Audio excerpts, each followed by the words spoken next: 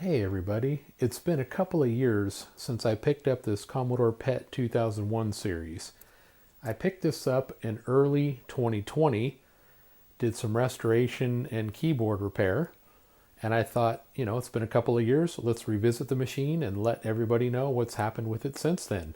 Sit back, relax, and enjoy my follow-up to my PET 2001 series computer.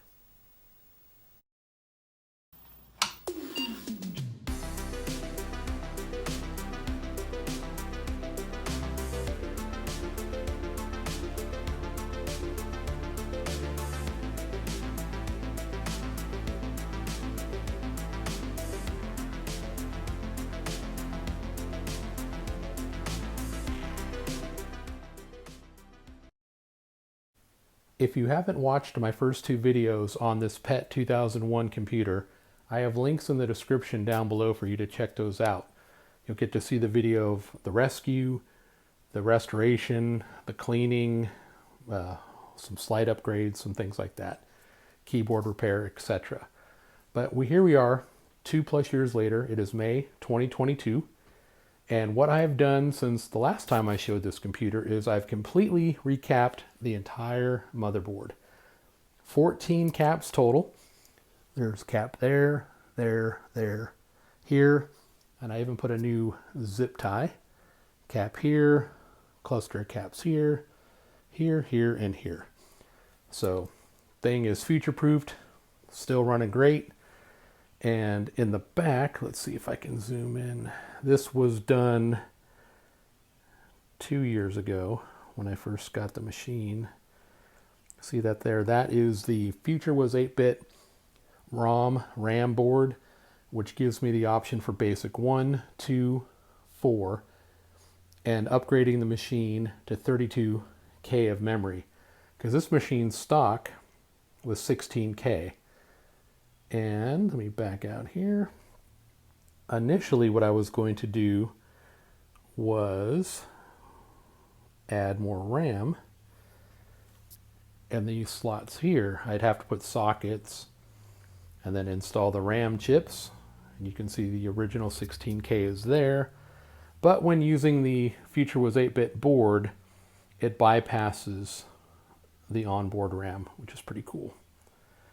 So yeah, I've recapped the board, and I've done even more detailed cleaning of the machine. As you can see, the inside is super clean.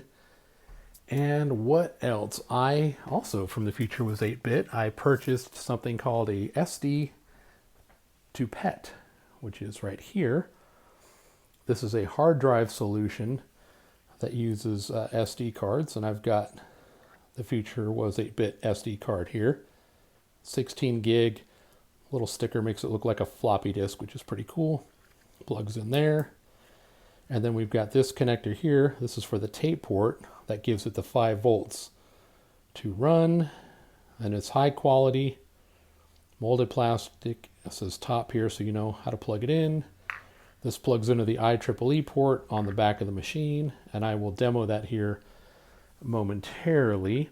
And links for that are in the description, as well as the PET ROM memory board back there.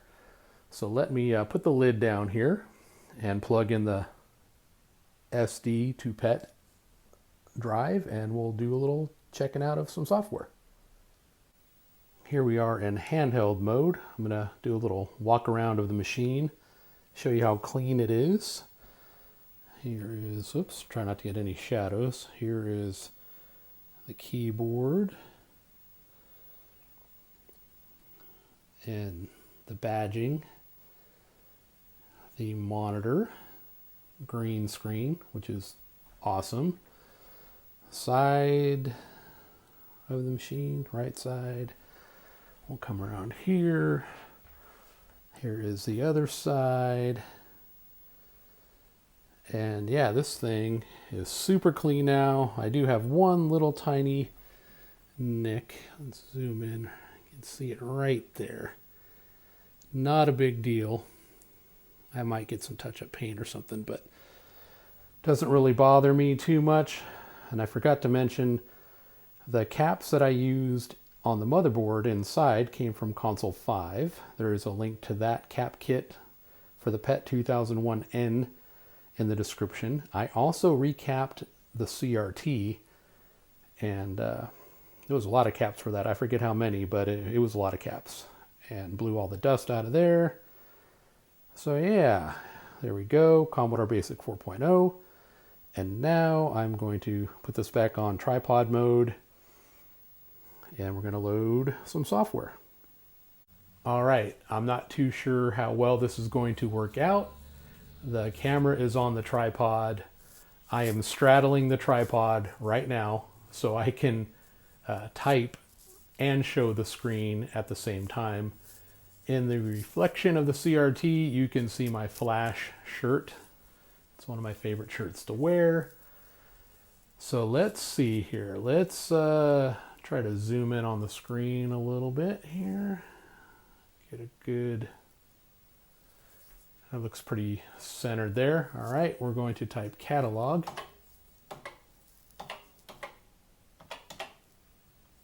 Come on, catalog. Might have to do a little more work on the keyboard. Catalog, press return. Shows you what I've got on the SD card.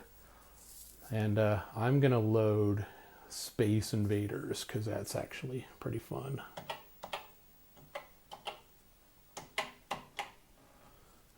Invaders.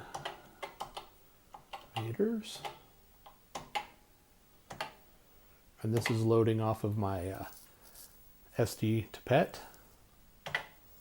Load. Okay, we're gonna run it. And if you remember from my earlier video, when you first bring up the game, it shows you a little diagram on how you could build a soundboard for the PET 2001 because there is no piezo speaker. And I still want to do that. So I need to order those parts, and that'll be the next thing I do to this machine. But let's go ahead and hit the space bar, and you will see the attract mode for Space Invaders, which is pretty cool. And actually, let me scoot back here. I bet you if I turn off this light, it'll look better. Let's see here. There we go. Look at that. It looks a little better. Alrighty, scoot the chair in. And to control this, 4 for left, 6 for right, A for shooting. So let's go ahead and we're going to press any key to start. We're going to go ahead and play a little Space Invaders. I'm sorry if I'm not playing too good. I'm trying to do this while straddling a tripod and looking through, Jesus, Jesus. Oh man, that sucked. Let's try again. Let's take 2. Let's try this again here. We got to get a better score. Come on. But yeah, Space Invaders came out in the 70s. This machine came out in 1978. So it's a pretty good game. And it's using PET ski graphics because there are no sprites on a PET. Oops. But I'm already doing better. My first score was 110. I'm already at, what, 340 it looks like. Kicking butt and taking names. Look at that. So yeah, this is Space Invaders. So I'm going to... I don't know if I should continue playing or not. I mean, everybody's seen Space Invaders. Go, go, go. Oh, come on. Get him. All right, now it's a mission. I got to kill him. I got to get them all. Oh. Are you kidding me? Do I have one guy left?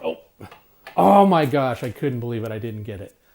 Game over. 690 points.